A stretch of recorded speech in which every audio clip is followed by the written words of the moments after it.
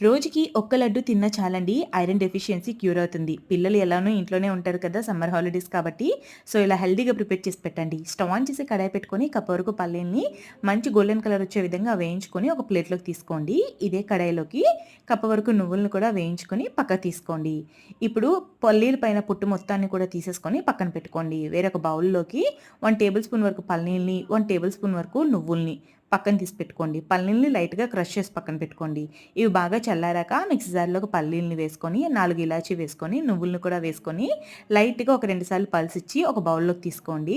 ఇప్పుడు ఇందులోకి ఏ కప్పుతో అయితే పల్లీలని తీసుకున్నామో, అదే కప్పుతో బెల్లం తురుమును కూడా వేసుకొని, బాగా కలుపుకొని, మళ్ళీ మిక్సీ జార్‌లోకి వేసుకొని, మెత్తటి పౌడర్‌లా ప్రిపేర్ చేసి బౌల్‌లోకి తీసుకోండి.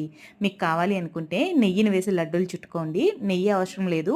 సో, ఇక్కడ ముందుగా మనం క్రష్ చేసుకున్న పల్లీలని, నువ్వుల్ని వేసుకొని, మొత్తంగా బాగా కలిపేసి లడ్డూల్లో చుట్టేసుకోవడమే. ఇంతే అండి, పల్లీ లడ్డు రెడీ.